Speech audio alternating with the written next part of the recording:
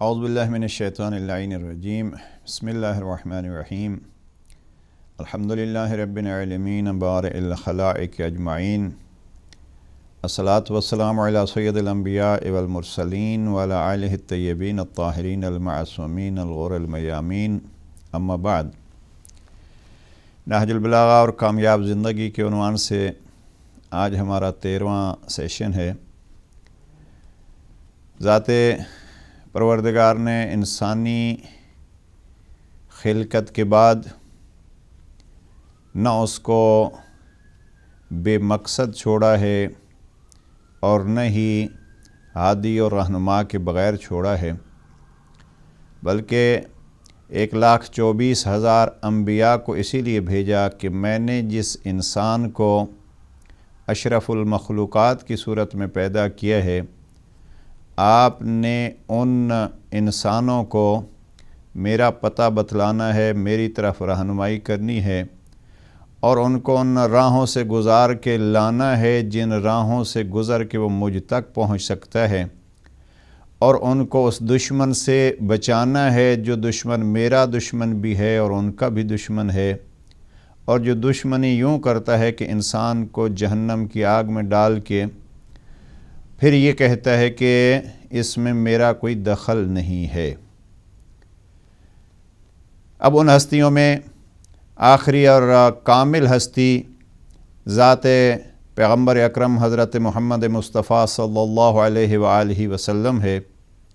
جن کی نبوت تا قیام قیامت ہے اور یہ خاتم الانبیاء ہیں۔ اب پاک پیغمبر کے جانے کے بعد پاک پیغمبر کے اوصیاء کے طور پر، خلفاء کے طور پر ایسی ہستیاں ہونی چاہیے جو انسان کو وہی مقصد اور وہ مشن جو انبیاء کا مشن تھا، جو محمد مصطفیٰ صلی اللہ علیہ وآلہ وسلم کا مشن تھا، اس مشن کا پتہ بتلاتے رہیں اور اس مشن کی طرف رہنمائی کرتے رہیں۔ ہمارا موضوع نہج البلاغہ ہے، لہٰذا ہم اس خلافت کی اور پاک پیغمبر کی نیابت کی بات کی طرف اس سے زیادہ وضاحت میں نہیں جا سکتے۔ بس اتنا عرض ہے کہ جس کو خلیفہ بلا فصل اور جس کو نائب حقیقی پیغمبر اکرم قرار دیا جاتا ہے، وہ ذات گرامی، جس ذات گرامی کے کلام کے مجموعے کا نام نہج البلاغہ ہے۔ نہج البلاغہ کے اعتبار سے اور فرامین جناب امیر المؤمنین حضرت علی ابن ابی طالب علیہ السلام کے حوالے سے ہم دیکھنا یہ چاہتے ہیں کہ امام نے انسانی زندگی کی کامیابی کے لیے کون سے اصول بتلائے ہیں، یا میں اس کو اس انداز سے پیش کرنا چاہتا ہوں کہ انسانی زندگی کے کمال کے لیے تو اللہ کی ذات نے تحریری طور پر کتاب نازل فرما دی ہے، جس کے لیے لا ریب فیہ کا ارشاد بھی فرمایا۔ اب اس کتاب کے بعد آیا کسی اور رہنمائی کی ضرورت ہے؟ تو میں اس کو یوں عرض کرنا چاہتا ہوں کہ پاک پیغمبر کے بعد جناب پیغمبر اکرم پر نازل ہونے والی کتاب کی حقیقی اور مکمل تفسیر عملی طور پر بھی اور علمی طور پر بھی بتلانے والی کوئی ہستی ایسی ہونی چاہیے جو ہستی اس سلسلہ نبوت کو، اس مشن نبوت کو جاری و ساری رکھے۔ سلسلے سے مراد یہ نہیں ہے کہ سلسلہ نبوت اس لیے کہ خاتم الانبیاء ہیں، یعنی وہ مقصد و وہ اہداف بعثت ان کو جاری و ساری رکھ سکیں۔ اب اس مقصد ہدایت کے لیے جناب امیر علیہ السلام کے کلام کو انشاءاللہ گفتگو ہوگی اور لیں گے، لیکن چونکہ یہ ایام رجب کا یہ موقع 13 رجب کے قریب یہ ہمارا درس آ رہا ہے، اور ہم یہ چاہتے ہیں کہ 13 رجب کا ولادت جناب امیر علیہ السلام کا تذکرہ بھی ہو جائے، تو اس حوالے سے میں یہ عرض کرنا چاہتا ہوں کہ نہج البلاغہ اور کامیاب زندگی کے حوالے سے اگر دیکھنا ہے تو یہ تو اس ہستی کا کلام ہے جس کو ہم جناب امیر المؤمنین کے نام گرامی سے یاد کر رہے ہیں، لیکن بارہا میں یہ عرض کر چکا ہوں کہ اس ہستی نے زندگی اپنی ایسے گزاری ہے کہ آخری لحظات میں یہ اعلان فرمایا، فزت ورب الکعبہ، رب کعبہ کی قسم میں کامیاب جا رہا ہوں، میں کامیاب ہو گیا ہوں۔ اب وہ جناب امیر علیہ السلام کی زندگی کا آخری حصہ ہے، لیکن جناب امیر علیہ السلام کی ولادت کے حوالے سے اگر دیکھا جائے تو وہ کلام تو جناب امیر علیہ السلام کا کلام نہیں ہے، وہ نہج البلاغہ تو نہیں ہے، لیکن وہ تفسیر حقیقی قرآن مجید ہے۔ اب قرآن مجید کی جو آیات شیعہ مفسرین کے ہاں یہ شہرت ہے کہ جناب امیر علیہ السلام کی جب ولادت ہوتی ہے تو ولادت باسعادت کے فوراً بعد جناب امیر المؤمنین نے قرآن مجید کے کچھ حصے تلاوت فرمائے۔ اب یہ ایک بحث ہے کہ قرآن مجید کا نزول تو بہت بعد میں شروع ہوا، تو جناب امیر علیہ السلام نے یہ کیسے تلاوت فرمایا؟ بہرحال یقیناً جو بات کہی جا سکتی ہے وہ یہ ہے کہ لوح محفوظ کا مطالعہ وہ اس وقت ہی فرما رہے تھے جب آپ کی ولادت ہوئی، اور اس بحث کو زیادہ چھیڑنے کی ضرورت نہیں ہے، اس لیے کہ قرآن مجید میں اور بھی ایسے شاہد ہیں اللہ والوں کے کہ اللہ اس بچپنے میں اور ولادت کے فوراً بعد ان کو یہ طاقت عطا فرماتا ہے کہ وہ گفتگو کر سکیں، نہ فقط گفتگو کر سکیں بلکہ اپنے عہدے کا اعلان بھی اس انداز میں کر سکیں کہ جعلنی نبیّا، اللہ کی ذات نے مجھے نبی بنا کے بھیجا ہے۔ لہذا یہ بحث قرآن مجید میں چونکہ واضح ہے، اس بحث کو زیادہ تفصیل میں جاننے کی ضرورت نہیں ہے۔ جو افراد اس چیز پر اطمینان حاصل کرنا چاہتے ہیں وہ جناب عیسیٰ اور جناب یحییٰ کا تذکرہ پڑھ لیں۔ ویسے بھی یہ تو وہ ہستیاں ہیں جو معصوم اور نبی ہیں، ویسے بھی اللہ کی ذات کی قدرت میں کسی کو شک نہیں ہے۔ جب ہم کہتے ہیں کہ اللہ کی ذات نے ان کو یہ طاقت عطا فرمائی ہے تو پھر کسی کو یہ نہیں ہے کہ آیا یہ کیسے ہو سکتا ہے، یہ ہو سکتا ہے نہیں ہو سکتا۔ اکثر جو ہیں وہ معراج کے حوالے سے، اور انشاءاللہ عرض کروں گا معراج کے موقع پہ، معراج کے حوالے سے یہ سوال کیا جاتا ہے کہ یہ کیسے ہو سکتا ہے کہ ایک رات اتنی مختصر سی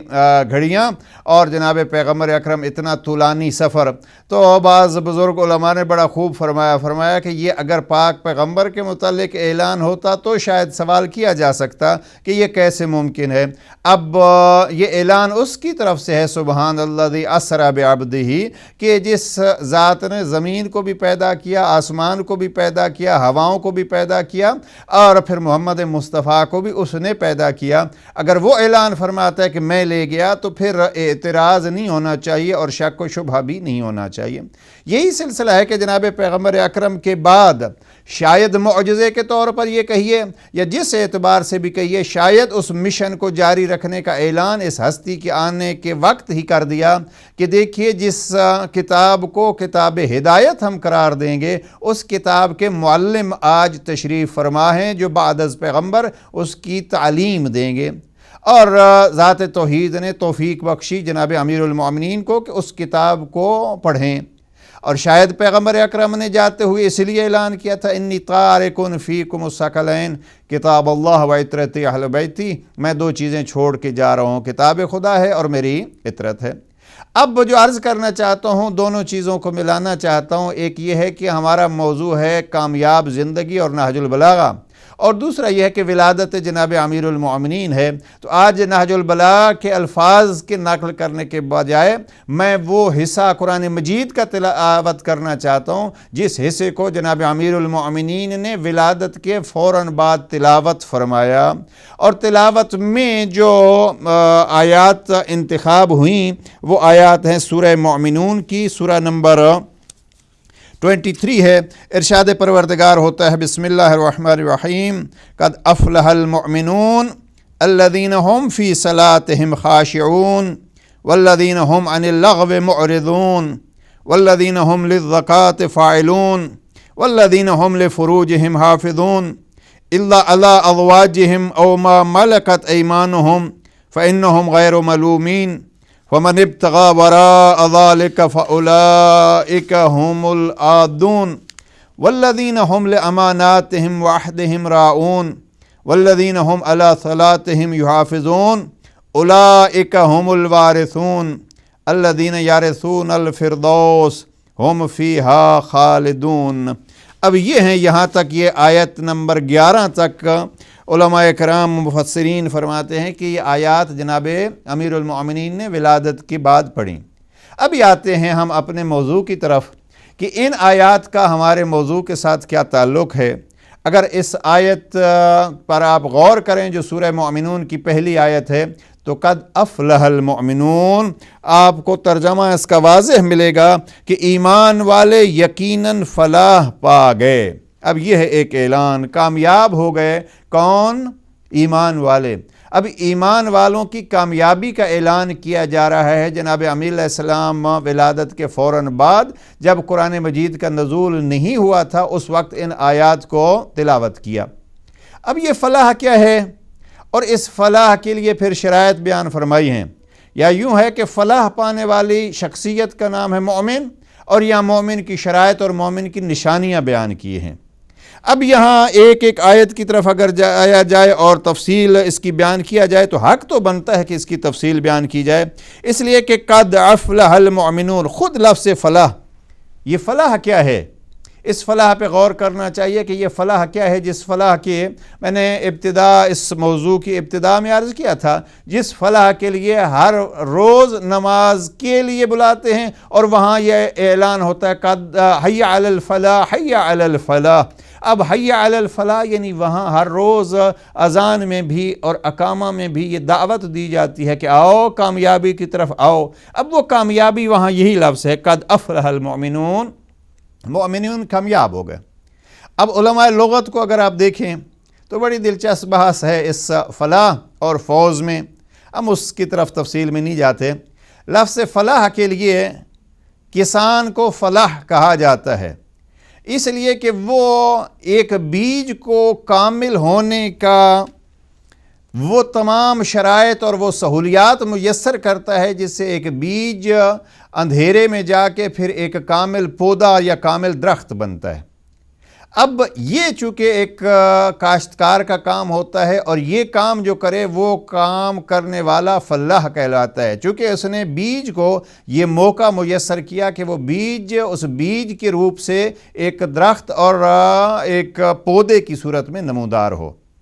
اب یہ چونکہ ایک زمیندار، ایک کاشتکار، یہ مراحل اس کو طے کرانے میں مددگار ہوتا ہے، لہذا اس کو فلاح کہتے ہیں۔ فلاح یعنی ایک بیج کو جب زمین میں کاشت کیا جاتا ہے تو پہلا کام اس بیج کے لیے یہ ہوتا ہے کہ وہ وہاں اس کے ارد گرد جو امکانات موجود ہیں اور مہیا ہیں، زمین کی جو تری ہے یا زمین کے اندر کی جو گرمی ہے، اس تری کو اور گرمی کو اپنی مدد کے لیے حاصل کرے اور اس سے استفادہ کر کے وہ اپنے ممکن بھر استفادے کے بعد اب اگلا کام شروع کرے۔ یعنی سب سے پہلے یہ ہے کہ جہاں وہاں موجود ہے بیج، اس گرد و نواح سے جو امکانات ہیں مدد لینے کے ان کو حاصل کرے۔ اب وہاں تری لیتا ہے، گرمی لیتا ہے، نمی لیتا ہے، وہ ساری چیزیں بیج لیتا ہے۔ پھر اگلا مرحلہ کیا ہوتا ہے؟ بیج اگلے مرحلے پہ پھر جب اپنی جڑیں زمین میں مضبوط کرنا شروع کرتا ہے، سب سے پہلے زمین سے باہر بیج بعد میں آتا ہے، پہلے اس کی جڑیں جو ہیں وہ اس کے زمین کے اندر ہوتی ہیں۔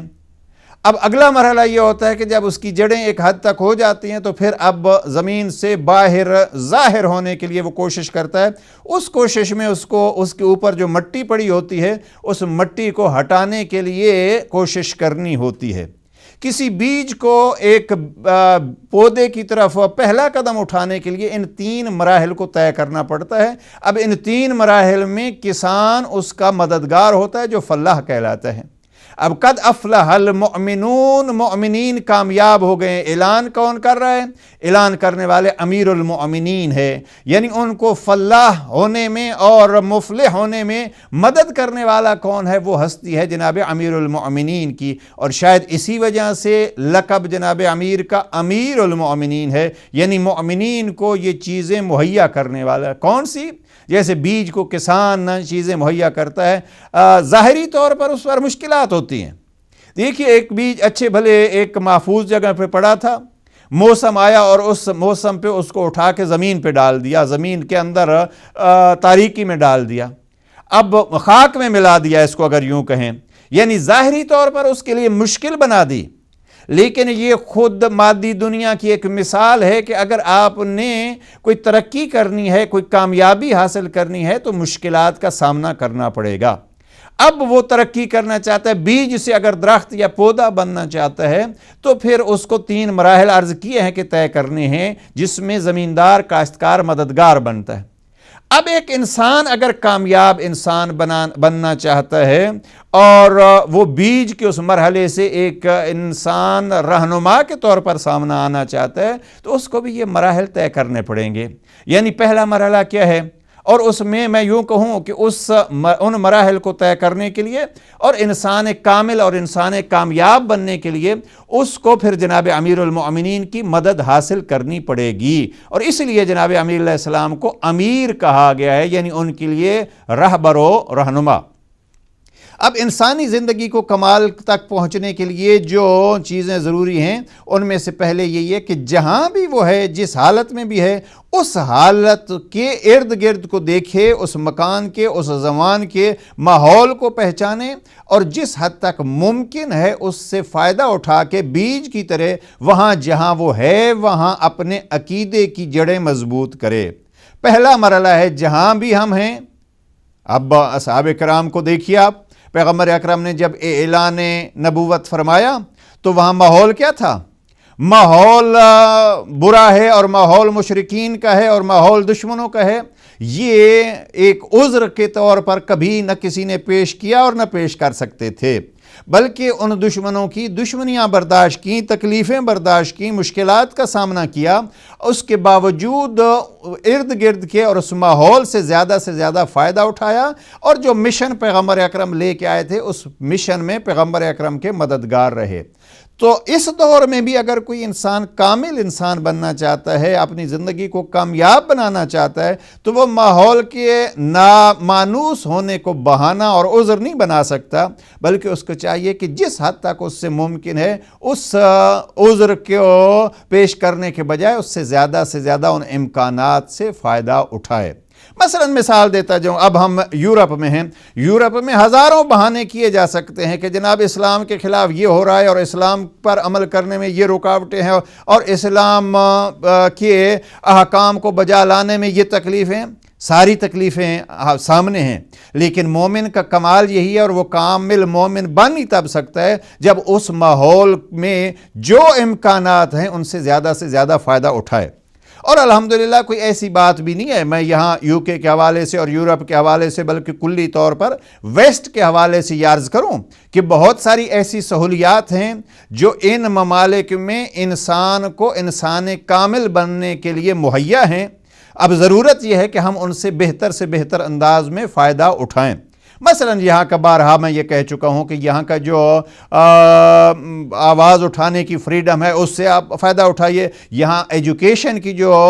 سہولیات ہیں اس سے فائدہ اٹھائیے، اور کوئی حکومت یہاں منع نہیں کرتی۔ البتہ یہ ہے کہ بعض اوقات ہم اسلام کے خلاف اقدام اٹھاتے ہیں، اب اگر ان سے روکا جائے تو پھر حکومت کو بلیم کیا جاتا ہے کہ یہ اسلام کے خلاف کر رہے ہیں۔ نہیں، حقیقت میں اسلام اور مسلمان الگ چیزیں ہیں۔ ہم یہ نہیں کہہ رہے کہ سارا کچھ جو کچھ ہو رہا ہے حکومتوں کی طرف سے، ابھی بہت سارے اسلام کے نام پہ بھی ایسی حکومتیں موجود ہیں جن کے اعمال اور جن کا کردار اور جن کی طرز حکومت اسلام سے بہت دور ہے، بلکہ ممکن ہے بعض اسلامی نام کے ملکوں میں اسلام پر اتنا عمل کرنا آزادی سے ممکن نہ ہو جتنا یہاں ویسٹ میں کیا جا سکتا ہے۔ لہٰذا جو امکانات یہاں میسر ہیں ان سے زیادہ فائدہ اٹھانا چاہیے، اور یہی پہلا مرحلہ ہوتا ہے۔ اگلا مرحلہ کیا ہے کامیابی کے لیے، فلاح کے لیے؟ جیسے میں نے مثال دی ہے بیج کی، وہ یہ ہے کہ اپنی بنیادیں،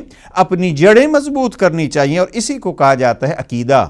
یعنی اگر کسی کا عقیدہ مضبوط ہو تو پھر چھوٹی موٹی ہواؤں سے بلکہ بڑے تند طوفانوں سے بھی وہ ٹکرا کے اپنے آپ کو محفوظ رکھتا ہے، بلکہ اگر کسی کی بنیادیں مضبوط ہوں تو اس کے ارد گرد کوئی اگر کمزور آدمی بھی آتا ہے تو وہ اس کا سہارا لے کے، ہم نے کئی دفعہ دیکھا چھوٹے جو پودے ہوتے ہیں نا، چھوٹے پودوں کو سہارا دینے کے لیے بعض اوقات ایک مضبوط سی لکڑی جو ہے وہ زمین میں گاڑ دی جاتی ہے، اور پھر اس پودے کو اس لکڑی کے ساتھ باندھ دیا جاتا ہے۔ اب یہ کیوں؟ اس لیے کہ اس کو کھڑے ہونے کے لیے یا اس کو ہواؤں سے اور تیز طوفانوں سے بچانے کے لیے سہارا دیا گیا ہے۔ اب اگر کسی کی اپنی بنیادیں مضبوط ہوں تو وہ دوسروں کے لیے بھی سہارا بن سکتا ہے، اور یہی تو احادیث کے الفاظ یہی ہیں کہ اگر آپ مضبوطی کے ساتھ اسلام پر عمل کریں گے تو دوسرے بھی آپ سے متاثر ہوں گے۔ میں آج بھی بعض جگہوں پہ یہ گفتگو کر رہا تھا کہ اور کچھ انگریز خواتین سے ملاقات ہوئی، تو اب مسئلہ یہی ہے کہ میں سوچ رہا تھا کہ اس وقت جو برطانیہ میں یا ویسٹ میں مشکل ترین مرحلہ ہے، جس مشکل کی وجہ سے لوگ بڑے بڑے غلط اقدام اٹھا رہے ہیں، اذہان پریشان ہیں، وہ ہے خاندانی مسئلہ۔ خاندانوں کا سسٹم ٹوٹ پھوٹ گیا ہے۔ میں بارہا ہدایت ٹی وی کے پلیٹ فارم سے اس موضوع کو چھیڑ چکا ہوں اور پھر جو دہرا رہا ہوں اس کو، اس لیے کہ اگر اسلام کے خاندانی نظام کو کامل طور پر پیش کیا جائے تو اس وقت بھی سینکڑوں نہیں، ہزاروں بلکہ لاکھوں افراد اس سے فائدہ اٹھا کے اپنے آپ کو سکون کے دامن میں لانے کے لیے اسلام کا سہارا لے سکتے ہیں۔ لیکن اگر ہم جیسوں کا اپنا ہی اسلام اور ہمارا اپنا ہی سکون جو وہ نہ ہو تو پھر ہم کسی کو سہارا کیسے دے سکتے ہیں؟ لہذا اگر کسی کا عقیدہ مضبوط ہوگا، اس کی اپنی جڑیں اور بنیادیں مضبوط ہوں گی، تو پھر وہ دوسروں کا سہارا بھی بنے گا۔ اور تیسرا مرحلہ وہ اگر ہم کہتے ہیں ہمیں یہ مشکل ہے اور وہ مشکل ہے، تو اس گندم کے دانے نے اور اس فلاح نے یہ مدد کر کے یہ بتلایا کہ یہ کمال تک پہنچنے کے لیے ایک مرحلہ ہے جو ضرور طے کرنا پڑتا ہے۔ کوئی ایسے نہیں کہہ سکتا کہ اب دانا ابھی دانا تھا اور فوراً اس کو جو ہے وہ کچھ کہہ کے وہ کونپلیں نکل آئی ہیں اور وہ پودا بن گیا یا درخت بن گیا۔ نہیں، اس نے وہاں اپنے دشمن سے، جس نے اس پر پردہ ڈالا ہوا تھا، جس نے اس کو چھپایا ہوا تھا، یا وہ خاک جو اس کے سر پر پڑی تھی، اس خاک کا مقابلہ کیا، اس کو اپنے اوپر سے ہٹایا، اور پھر وہ اس دنیا میں ایک اگلے مرحلے پہ اور ایک نئے انداز سے پیش ہوا اور وہ پودا اور درخت کہلایا۔ اب اگر انسان اس دنیا میں کامل بننا چاہتا ہے اور وہ زندگی میں کامیابیاں حاصل کرنا چاہتا ہے تو تیسرا مرحلہ اس کے لیے یہی ہے، ارد گرد کے ماحول سے جس حد تک ممکن ہے استفادہ کرے، اور پھر اپنی جڑیں عقیدے کی صورت میں مضبوط کرے، اور پھر جو اس کی رکاوٹیں ہیں اطمینان کے ساتھ، سکون کے ساتھ اور اپنے اس عقیدے پر یقین رکھنے کے ساتھ ان کا مقابلہ کرے۔ جب وہ مقابلہ کرے گا تو پھر اللہ بھی وعدہ کیا ہے پروردگار عالم نے کہ میں آپ کو کی مدد کروں گا۔ اللہ سبحانہ و تعالیٰ کیسے مدد کرتا ہے؟ اب یہ مدد کے واقعات قرآن مجید میں درجنوں جگہوں پہ موجود ہیں۔ کوئی ابراہیم خلیل اللہ کی صورت میں اکیلا ہے، لیکن اس کی جڑیں اتنی مضبوط ہیں کہ اس کو آگ بھی ہلا نہیں سکتی، یا کوئی موسیٰ کلیم اللہ جیسا اللہ کا ایک برگزیدہ بندہ موجود ہے، اس کی جڑیں ایسی ہیں کہ مضبوط ہیں، عقیدے کی جڑیں، کہ یہ پھر طوفان اور دریائے نیل میں جھولے کی صورت میں جا رہا ہے، اس کے عقیدے میں کہیں بھی کمزوری نہیں آتی۔ تو یہ عقیدہ اگر مضبوط ہوگا تو یہ مراحل طے ہوں گے۔ بہرحال ہم پہلے جملے پہ، پہلی آیت پہ زیادہ رک گئے۔ جناب امیر علیہ السلام نے آیات جو پڑھیں، 11 آیتیں پڑھیں، قد افلح المؤمنون، مومن کامیاب ہو گئے۔ لہٰذا اگر کامیاب انسان بننا ہے تو کامیاب انسان بننے کے لیے وہی ہستی جس ہستی نے جاتے ہوئے کہا تھا فزت ورب الکعبہ، اب اس ہستی نے آتے ہوئے کیا کہا؟ اس نے فرمایا قد افلح المؤمنون، مومن کامیاب ہو گئے۔ اور بعض مفسرین نے بڑی دلچسپ بات کی، اور وہ یہ ہے کہ مومن کامیاب ہو گئے، اور جناب پیغمبر اکرم کا یہ فرمان نقل کیا ہے کہ پیغمبر اکرم نے فرمایا بک یا علی، اے علی آپ کے ذریعے سے یہ مومن کامیاب ہو گئے۔ یعنی کامیاب وہی ہوگا جو آپ کو امیر مانے گا اور آپ کے پیچھے چلے گا، وہ کامیاب ہوگا۔ اب جناب امیر علیہ السلام نے ان آیات کی تلاوت کے بعد کون کون سے اصول بیان کیے ہیں، ہم اس سے زیادہ ان تفصیلوں کی طرف نہیں جاتے۔ ایک بہت ہی پیاری تفسیری بحث ہے بس فقط اتنا عرض کرتے ہیں، بلکہ دعا کرتے ہیں پروردگار ہمیں قرآن مجید کی ان باریکیوں کی طرف ہمیں جانے کی توفیق نصیب فرمائے، اس لیے کہ خالی دعویٰ کافی نہیں سمجھا قرآن نے، یا یوں کہوں جناب امیر علیہ السلام نے دعویٰ فقط نہیں کیا کہ میں آ گیا ہوں تو اب مومن کامیاب ہو جائیں گے، میں ان کی رہنمائی اور ہدایت کروں گا، نہیں، جناب امیر علیہ السلام نے ان آیات کی تلاوت کر کے شرائط بھی بیان کر دی۔ کامیاب ہو گیا مومن، لیکن کامیاب مومن تب ہوگا جب یہ شرائط اس میں موجود ہوں گی۔ قابل غور ہے، اور ذرا دقت فرمائے سامعین و ناظرین اس جملے کی طرف کہ فقط یہ نہیں ہے کہ قد افلح المؤمنون، مومن کامیاب ہیں، اب مومن یقیناً کامیاب ہیں، لیکن اس کامیابی کے لیے جیسے میں نے دانے کے لیے، بیج کے لیے عرض کیا ہے، کون کون سے مراحل طے کرنے ہیں، وہ 11 آیات میں مراحل جناب امیر علیہ السلام نے ہی بتلائے ہیں۔ جس کی امامت میں اور جس کی امارت میں آ کے انسان کامیاب ہو سکتا ہے، اس نے خود یہ شرائط تلاوت کیے ہیں، گویا اعلان کیا ہے کہ فقط دعویٰ کافی نہیں ہے، بلکہ اس کے لیے یہ شرائط پوری کرنے پڑیں گی۔ اب شرائط کیا ہیں؟ الذین هم فی صلاتہم خاشعون، پہلی مومن کی نشانی یہ ہے، شرط یہ ہے کامیابی کی کہ وہ ہوگا جو اپنی نماز میں خشوع کرتے ہیں، فی صلاتہم خاشعون۔ دوسری آیت ہے والذین هم عن اللغو معرضون، اور جو لغویات سے منہ موڑتے ہیں۔ تیسری آیت ہے اور جو زکوٰۃ کا عمل انجام دیتے ہیں۔ اب یہ زکوٰۃ کا عمل جو ہے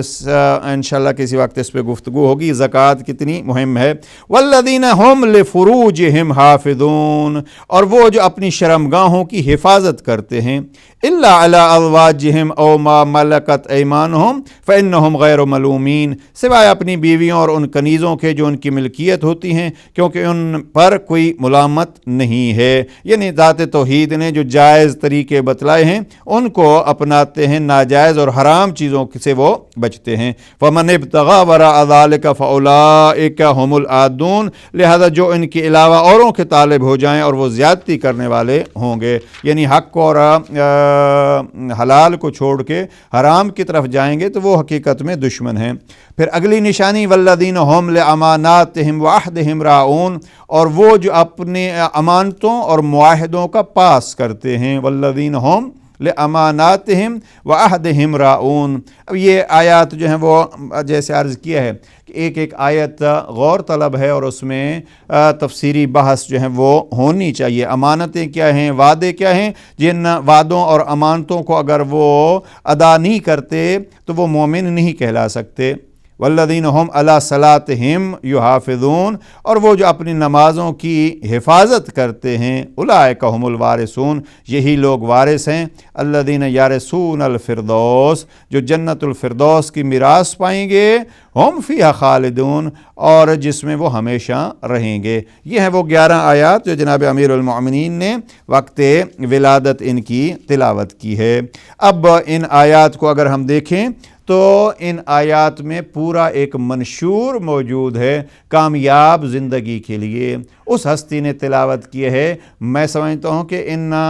آیات اور اس منشور پر مکمل عمل کرنے کے بعد ہی اعلان کوئی کر سکتا ہے کہ دیکھو اگر اس پر مکمل عمل کیا ہے تو وہ میں ہوں، اس لیے کہہ رہا ہوں فزت ورب الکعبہ۔ کوئی ایک لحظہ بھی ایسا نہیں گزرا میری زندگی کا کہ میں نے ان اوامر میں سے کسی ایک امر کی، کسی ایک حکم کی مخالفت کی ہو، تو انسان یقین سے کہہ سکتا ہے کہ فزت ورب الکعبہ۔ تو اب وہ ہستی ہے جناب امیر علیہ السلام کی، جس ہستی کی ولادت کے ایام ہیں کہ آتے ہیں تو قد افلح المؤمنون کا اعلان کرتے ہیں، جاتے ہیں تو وہاں فزت ورب الکعبہ کا اعلان فرماتے ہیں۔ البتہ یہ اعلان درمیان میں بھی ہوا، حدیث قصہ کے حوالے سے اگر آپ اس کو دیکھیے، حدیث قصہ میں 4 دفعہ لفظ فوز استعمال ہوا آخری حصے میں، کہ اگر کہیں جناب پیغمبر اکرم فرماتے ہیں یا علی، اگر کسی محفل میں جہاں ہمارے چاہنے والے جمع ہوں اور ہمارا تذکرہ ہو تو ان کے لیے کیا کیا سہولیات میسر ہیں، ملائکہ نازل ہوتے ہیں، رحمت برستی ہے اور ملائکہ ان کے لیے استغفار کرتے ہیں، جناب امیر علیہ السلام فرماتے پھر تو ہم کامیاب ہو گئے۔ جناب پیغمبر اکرم نے پھر اس جملے کو دہرایا، تو حدیث قصہ کے الفاظ ہی نقل کر دوں، جناب امیر علیہ السلام کے الفاظ دہرانے پر پیغمبر اکرم نے نے پھر یہ الفاظ دہرائے، اور پیغمبر اکرم فرماتے ہیں یا علی اگر کوئی شخص ان تذکروں کو بجا لائے گا تو وہ بھی کامیاب ہے، ہم بھی کامیاب ہیں۔ فوزنا وسعدنا وکذالک شیعتنا فازوا وسعدوا فی الدنیا والآخرہ، یہ آخر میں فرمان ہے۔ فوزنا ہم کامیاب ہو گئے، سعدنا ہمیں سعادت مل گئی، وکذالک شیعتنا فازوا وسعدوا فی الدنیا والآخرہ، اور اسی طریقے پہ ہمارے شیعہ فازوا وسعدوا فی الدنیا والآخرہ، ان کو کامیابی بھی ہے، ان کے لیے سعادت بھی ہے، نہ فقط دنیا کی یا نہ فقط آخرت کی، فی الدنیا والآخرہ، وہ تذکرہ ہمارا کریں۔ اب جب تذکرہ ہوتا ہے تو تذکرے میں یہی چیزیں یاد آتی ہیں، جیسے جناب امیر علیہ السلام نے یہ آیات یاد فرمائیں، آیات کی تلاوت کی۔ ابھی تذکرے سے بعض اوقات ہم یہ مراد لیتے ہیں، میں نے بارہا یہاں عرض کیا ہے، اگر کوئی آدمی بیٹھ جائے، اس کو کوئی مرض ہو اور سارا دن وہ کہتا رہے ڈاکٹر اور ڈاکٹر اور ڈاکٹر کی تعریف کرتا رہے، تو ڈاکٹر کی تعریف کرنے سے اس کے لیے کوئی حل نہیں ہوگا۔ اگرچہ شرافت کا تقاضا یہی تھا کہ ایک اچھا ڈاکٹر ہے تو اس اچھے ڈاکٹر کی تعریف کرنی چاہیے، لیکن یہ کم از کم البتہ مثال جو ہے وہ مثال ہے، ورنہ ائمہ تحرین علیہم السلام اور ڈاکٹروں کی مثال یہ جناب امیر علیہ السلام پاک پیغمبر کے لیے فرماتے طبیب دوار مع طبہ، وہ عام ڈاکٹروں کی مانند نہیں ہیں، بلکہ یہ تلاش کرتے ہیں مریض کہاں بیٹھے ہیں، مریض کہاں ہیں جو اپنی مرض کو بھی نہیں جانتے۔ تو یہ ایک علیحدہ موضوع ہے کہ جناب امیر علیہ السلام جناب پیغمبر اکرم کیسے یہ طبیب تھے جو مریض کی انتظار میں نہیں بیٹھتے تھے، بلکہ مریض کے علاج کے لیے تکلیفیں برداشت کر کے سفر کر کے اس تک پہنچتے تھے۔ اس لیے نہج البلاغہ میں جناب امیر علیہ السلام بار بار فرماتے ہیں میں آپ کی دوا ڈھونڈتا ہوں، آپ میرے لیے مرض بن جاتے ہو۔ اب یہ بڑا سخت جملہ ہے، میں آپ کے لیے دوا ڈھونڈتا ہوں اور آپ میرے لیے مرض بن جاتے ہو۔ بعض اوقات ایسے بھی خطرناک مریض ہوتے ہیں، اور یہ جو بعض مرضیں ایسی ہوتی ہیں دوسرے مریضوں کو ان سے دور رکھتے ہیں کہ اس کی بیماری جو ہے دوسروں تک متعدی ہے، دوسروں تک سرایت کرنے والی ہے، لہٰذا اس کو علیحدہ رکھو اور اس سے، اور ڈاکٹر بھی جب جاتے ہیں اس کی طرف تو بہت سارے اہتمام کے ساتھ، خدا نہ کرے ہماری اخلاقی بیماری اس مرحلے تک پہنچ جائے کہ پھر آل محمد بھی ہم سے رخ موڑ لیں۔ اور یقیناً یہاں جناب امیر علیہ السلام کی ولادت کے حوالے سے اس منزل کو اور اس مقام کو یاد کرنا چاہیے، جس منزل اور مقام کو یاد کرنے کے لیے فرمایا فوزنا وسعدنا، ہم بھی کامیاب اور ہمارے شیعہ بھی کامیاب۔ لیکن ان تذکروں کا فائدہ کیا ہے؟ شیعتنا، ہم ان کے شیعہ بنیں۔ فقط تذکرے جو ہیں وہ شیعہ نہیں بناتے، تذکرے اس لیے کی جاتے ہیں تاکہ تذکرہ سن کے ان کی عظمت کے قائل ہوں اور پھر جیسے وہ کہیں اس کو انجام دیں۔ تو یہ ہے وہ ہستی۔ اب دیکھیے پھر ریپیٹ کر رہا ہوں، جناب امیر علیہ السلام آتے ہیں تو جو آیات تلاوت کرتے ہیں قد افلح، جاتے ہیں تو فوز تو۔ اب درمیان میں ان کا تذکرہ جو ہے وہ کیا ہے؟ اس تذکرے میں یہی فرمایا کہ جو ہمیں یاد رکھے گا وہ بھی کامیاب ہوگا، اور ایک اور فرمان اسی کامیابی کے حوالے سے وہ جناب امیر علیہ السلام کے ساتھ خصوصیت کے ساتھ ہے پیغمبر اکرم کا فرمان یا علی انت وشیعتک ہم الفائزون، یا علی آپ اور آپ کے شیعہ کامیاب ہیں۔ یہ حدیث پیغمبر اکرم صلی اللہ علیہ وآلہ وسلم ہے اور غور طلب حدیث ہے۔ آج کوئی اگر یہ کہتا ہے کہ شیعہ کہاں ہیں قرآن مجید میں، یا شیعہ کہاں تھے پیغمبر اکرم کے حوالے سے، شیعہ اس وقت بھی تھے اور قیامت تک کی یہ گواہی دے رہے ہیں۔ میں ایک مضمون پڑھ رہا تھا اور بعض کہتے ہیں جی شیعہ مٹ جائیں گے، ابھی لوگ یہ سوچ رہے ہیں کہ شیعہ مٹ جائیں گے اور یہ جو حالات قائم کیے جا رہے ہیں یا یہ اپنا مذہب بدل دیں گے۔ پیغمبر اکرم کا یہ اعلان ہے یا علی انت وشیعتک ہم الفائزون، یا علی اور آپ کے شیعہ کامیاب ہیں۔ اب اگر کوئی کامیابی یہ سمجھتے ہیں کہ ہم بم ماریں گے اور ہم ان کو گولیاں ماریں گے اور مٹا دیں گے، نہیں، یہ کامیابی اب ہم کیا کریں؟ وہ جس پر تلوار چلی، جس نے ساری زندگی تلوار چلائی، کبھی تلوار چلا کے اس نے فوز تو نہیں کہا، لیکن جب تلوار کھائی تو وہ فرمایا فوز تو رب الکعبہ۔ بہرحال یہ مرنے مارنے سے اور مٹنے مٹانے سے یہ کامیابیاں اور شکست نہیں ہوتی، وہ کامیابی جس کا اعلان پاک پیغمبر فرما رہے ہیں یا علی انت و شیعتک ہم الفائزون، یعنی مشن نبی کو اور پیغمبر اکرم کے اس مقصد کو اپنی زندگیوں میں اپنا لینے کے ذریعے سے کامیابی ہوتی ہے۔ اب جو کامیابی چاہتا ہے وہ پیغمبر اکرم کے مشن کو زیادہ سے زیادہ اپنائے گا، اور جو اپنائے گا وہ کامیاب کہلوائے گا، اور جو اپناتا ہے وہ وہی ہوتا ہے جو امیر المؤمنین کا پیروکار ہوتا ہے، وہی علی جو فرماتے ہیں میری زندگی کا کوئی لحظہ ایسا نہیں گزرا جس لحظے میں میں نے پیغمبر اکرم کی مخالفت کی ہو۔ اب اگر ہم اس کو فالو کریں گے یقیناً کامیابی ہوگی اور بڑا اطمینان بھی ہوگا۔ اس لیے پاک پیغمبر کا یہ فرمان قابل توجہ ہے، اس کو عام کرنا چاہیے، یا علی انت و شیعتک ہم الفائزون، یا علی آپ اور آپ کے شیعہ کامیاب ہیں۔ میں پھر بات دہرا رہا ہوں، وہاں حدیث کسا میں جو حدیث کسا کی تلاوت خود بہت ساری مشکلات کا حل ہے۔ میں ظاہراً یہاں کہہ چکا ہوں، بعض بزرگ آیات نے یہ فرمایا ہے، مثلا آیت اللہ العظمیٰ آغا گل پیگانی سے میں نے دیکھا ہے خود ان کی تحریروں میں، اور ان کے فرزندان نے یہ نقل کیا ہے کہ اگر بہت زیادہ کوئی مشکل ہو تو اس تذکرے کو مل بیٹھ کے، بالخصوص بچوں کو بٹھا کے یہ تذکرہ کیا کیجیے، اور آخر میں کوئی شیرینی تقسیم کر دیجیے۔ یہ ہے حدیث کسا، اللہم ہؤلاء اہل بیتی، پھر پیغمبر اکرم کی اہل بیت کا تذکرہ ہوگا، پھر زندگی بھی انسان کوشش کرے گا کہ اسے ہی ڈھالیں جیسے ان کی زندگیاں تھیں، اور اگر زندگیاں ان کے فرمان کے مطابق، ان کی سیرت کے مطابق ڈھلیں گی تو یہی کامیابی ہوگی، اور یہی پھر شیعیت ہوتی ہے۔ شیعیت کیا ہوتی ہے؟ جن کو آپ چاہتے ہیں، جن سے آپ محبت کرتے ہیں، ان کے پیچھے پیچھے چلنا۔ لہٰذا شیعہ فرعون بھی کہلواتے ہیں اور شیعہ علی بھی کہلواتے ہیں۔ اب جو فرعون کے پیچھے چلیں گے وہ فرعون کے شیعہ ہوں گے، جو امیر المؤمنین کے پیچھے چلیں گے وہ امیر المؤمنین کے شیعہ ہوں گے۔ اب یہ قید کیوں پیغمبر اکرم نے لگائی ہے؟ یا علی انت و شیعتک ہم الفائزون، اے علی آپ اور آپ کے شیعہ۔ اب یہ خود ایک موضوع ہے، لیکن یا شیعہ کا اور علی کا ایک تعلق پاک پیغمبر جوڑ گئے ہیں، اور یہ فقط اس دنیا میں نہیں ہے، یہ قیامت تک کا ایک تعلق ہے۔ فائزون کہاں ہوں گے؟ وہ اس دنیا میں بھی کامیاب ہوں گے۔ میں جملہ دہرا رہا ہوں، بعض اوقات جب ہمارے مومنین جب کسی تکلیف میں مبتلا ہوتے ہیں تو کہتے ہیں ہمارا کیا ہوا اور ہمارے ساتھ کیا ہو رہا ہے۔ جو ہو رہا ہے آپ دیکھ لیجئے، سیرت پیغمبر اکرم کو دیکھ لیجئے، جب فرما رہے تھے ما اوذی نبی کما اوذیت، تو جتنی تکلیفیں مجھے پہنچائی گئی ہیں، جتنی اذیتیں مجھے پہنچی ہیں، کسی اور نبی کو بھی نہیں پہنچی۔ اور پھر پیغمبر اکرم کے بعد کیا ہوا یہ آپ تاریخ کے اوراق میں دیکھ سکتے ہیں۔ لہٰذا جناب امیر علیہ السلام کی زندگی میں یہ چار موڑ اگر ہم کہیں، پہلا ہے آمد پہ کہا قد افلح المؤمنون، جانے پہ کہا فوز، تو درمیان میں پیغمبر اکرم کے سامنے جب حدیث کسا آئی تو فرمایا کہ ہم کامیاب ہو گئے، اور پیغمبر اکرم نے خود فرمایا یا علی انت و شیعتک ہم الفائزون۔ میں چونکہ ولادت کے ایام ہیں، 13 رجب کے موسم بہار ہے ایک مومن اور موالی کے لیے، موسم بہار۔ اب میں یہ کہتا ہوں موسم بہار ہے عقیدے کا،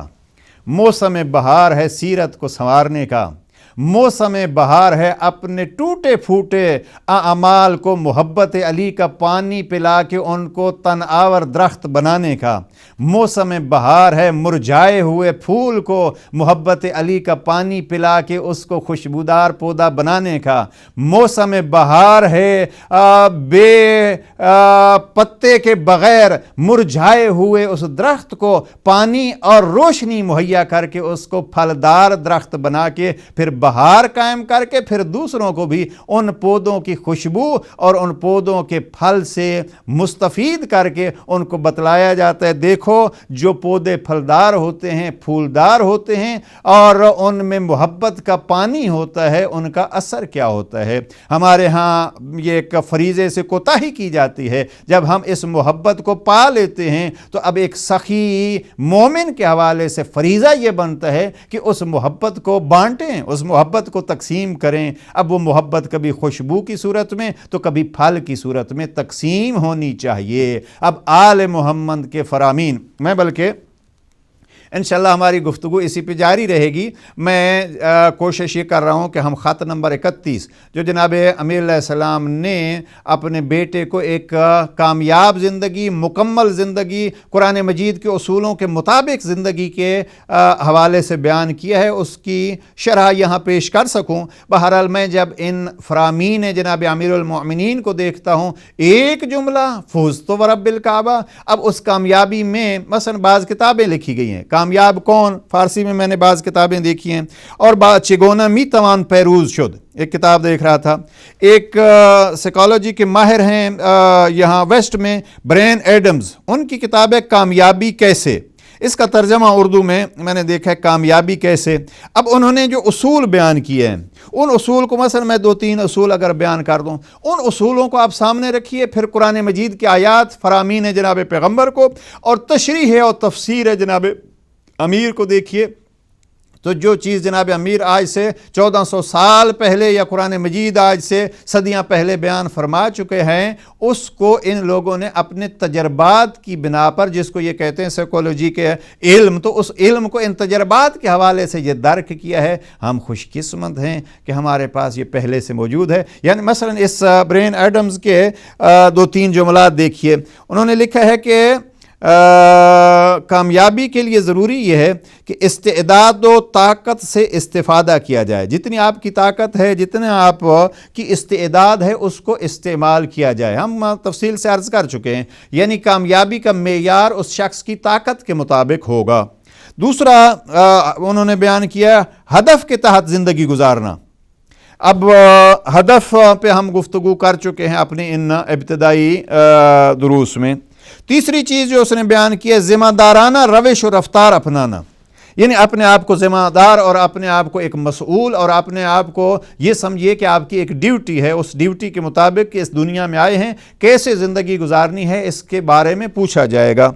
ایک اصول بتلایا کہ برنامے کے تحت زندگی گزارنا، ایسے نہیں ہے کہ زندگی گزر رہی ہے اور ہدف سامنے ہو اور برنامہ درمیان میں ایک ٹائم ٹیبل وہ نہیں ہو، تو اس کے مطابق زندگی جیسے آپ چاہتے ہیں اس کے حوالے سے آپ برنامہ، جس کو آپ کہتے ہیں ٹائم ٹیبل۔ آج کل بچے جو ہیں وہ امتحانات کی تیاری میں ہیں، تو ضروری ہوتا ہے ان کا جناب، اگر آپ نے کسی بچے کو دیکھنا ہے کہ اس کی پڑھائی کیسے جا رہی ہے، اس کی ریویژن کیسے جا رہی ہے، تو اس کو دیکھ لیجئے کہ اس کا ٹائم ٹیبل ریویژن کا کوئی بنا ہوا ہے یا نہیں۔ بعض اوقات بچے ٹائم ٹیبل بناتے ہیں، اتنا ٹائم ٹیبل بناتے ہیں کہ بریک درمیان میں ہوتی نہیں، غائب ہوتی ہے۔ جس بچے کے ٹائم ٹیبل میں بریک نہیں ہو، آپ سمجھیے کہ سارا ٹائم ہی اس کا ایک جیسا ہے۔ تو بڑی دقت سے ٹائم ٹیبل بنانا پڑتا ہے کہ ہم کب کیا پڑھیں گے، اور پھر اس کے بعد جو ہے وہ ریویژن کے ایک اصول ہیں کہ ریویژن نہ 1 دفعہ 2 دفعہ ہوتی ہے، اور پھر آدمی اپنے آپ کو چیک کرتا ہے۔ ہمیں بھی اپنی زندگی کا ایک ہدف ہونا چاہیے، ہدف کا پھر ٹائم ٹیبل ہونا چاہیے، اور ٹائم ٹیبل کے بعد پھر جب ہم ایک مرحلے کو طے کریں تو پھر اس کی چیکنگ ہونی چاہیے، تب انسان جو ہے یہ کہہ سکتا ہے کہ میں امتحانات کے لیے تیار ہوں۔ اگر ہم اس کامیابی کو چاہتے ہیں جس کامیابی کا تذکرہ پاک پیغمبر نے فرمایا یا علی انت و شیعتک ہم الفائزون، تو ہمیں اپنی زندگی کا ہدف دیکھنا چاہیے، ہمیں اپنی زندگی کا ٹائم ٹیبل دیکھنا چاہیے، اور پھر ہمیں یہ دیکھنا چاہیے کہ ہم کبھی اپنا ٹیسٹ بھی کرتے ہیں یا نہیں۔ فقط دعویٰ سے کہ ہم A* لیں گے اور ہم A لیں گے، یہ دعویٰ کافی نہیں ہوتا، بلکہ وہ مراحل طے کرنے پڑتے ہیں، جیسے بیج نے وہ مراحل طے کیے تھے، جیسے ایک سکول کا طالب علم یہ مراحل طے کرتا ہے۔ اب بعض بزرگ بڑا خوب فرمایا کرتے تھے، اور وہ فرماتے کہ انسان اگر اس دنیا کی چھوٹی سی زندگی کے لیے کامیابی چاہتا ہے تو اس کو بڑے بڑے جتن کرنے پڑتے ہیں، اور اگر وہ آخرت کی ہمیشہ کی زندگی کی کامیابی چاہتا ہے تو اس کو کتنی محنت کرنی پڑے گی۔ لہٰذا آج کی بحث کو ہم یہاں مختصر کرنا چاہتے ہیں اور یہیں سمیٹنا چاہتے ہیں۔ دعا کرتے ہیں پروردگار ہمیں توفیق دے، اس گھرانے کا تذکرہ ہوتا رہے، اور جب اس گھرانے کا تذکرہ ہو تو پھر اس سے ہمیں درس لینے کی توفیق نصیب فرمائے۔ 2 چیزیں اس سورہ مومنون کے سلسلے میں جناب امام جعفر صادق علیہ السلام فرماتے ہیں کہ اس سورہ کی تلاوت مسلسل کرنی چاہیے، خاص کر روز جمعہ کو اس کی تلاوت ہونی چاہیے، اور امام فرماتے ہیں جو اس کی ہر جمعے کو تلاوت کرتا ہے وہ کامیاب ہوگا اور اس کو سعادت دنیاوی و اخروی نصیب ہوگی، اور وہ جنت میں انبیاء انبیاء کے ساتھ بیٹھے گا۔ اب یہ بہت بڑا درجہ ہے، تو اس حوالے سے یہ سلسلہ جو ہے وہ اس آیت کی اس سورہ کی تلاوت کے ذریعے سے یہ معلوم ہوتا ہے کہ ہمیں یہاں کون کون سے اصول یاد آتے ہیں اور ہم ان پر کیسے عمل کر سکتے ہیں۔ اسی طریقے پہ حدیث قصا کے حوالے سے وقت کے دامن میں گنجائش نہیں ہے، میں یہاں عرض کرنا چاہتا تھا، بعض قرآن مجید نے بھی بعض چیزوں کو دہرایا ہے کہ آپ مثلا خود جناب موسیٰ کا تذکرہ ہے اور انبیاء الہی کا تذکرہ ہے، اور کہا گیا ہے مثلا سورہ نازعات میں سورہ نمبر 79 کی آیہ نمبر 15 ہے، حل اتاک حدیث موسیٰ۔ اب وقت نہیں کہ ہم اس پہ بحث کریں، اللہ کی ذات جناب پیغمبر اکرم سے سوالیہ انداز میں یہ پوچھتی، حل اتاک حدیث موسیٰ، کیا آپ کے پاس موسیٰ کی باتیں پہنچی ہیں؟ یعنی موسیٰ کا جو تذکرہ ہے، موسیٰ کی جو حدیث ہے، حل اتاک حدیث موسیٰ، کیا موسیٰ کی بات اور موسیٰ کی حدیث آپ تک پہنچی ہے؟ وہاں قرآن مجید کہتا ہے حدیث موسیٰ کو پڑھتے رہا کرو، تذکرہ کرتے رہا کرو۔ یہاں ہمیں بھی چاہیے حدیث قصا کو، یعنی ان اہل قصا کا تذکرہ ہونا چاہیے تاکہ پھر ہم اپنی زندگیاں اس کے مطابق ڈھال سکیں۔ ولادت باسعادت جناب امیر المؤمنین کے ایام ہیں، ہم اسی انداز میں جناب امیر علیہ السلام کو وسیلہ بناتے ہوئے، جناب امیر علیہ السلام سے مدد طلب کرتے ہوئے یہی کہتے ہیں، پروردگار تجھے اسی کا واسطہ جس کا واسطہ ماں اس کی ولادت سے پہلے تجھے دے رہی تھی اور کہہ رہی تھی پروردگار اس آنے والے کا واسطہ جو ابھی میرے بطن میں ہے، میری مشکلوں کو حل فرما۔ دین کے اوپر عمل کرنا اس وقت سخت ترین مشکل ہے، پروردگار علی مشکل کشا کے صدقے میں ہماری اس مشکل کو حل کر، تاکہ ہم حقیقت میں علی کے پیروکار بن کے اے پروردگار تیرا قرب حاصل کر سکیں۔ ربنا تقبل منا انک انت السمیع العلیم بحق محمد وآلہ الطاہرین۔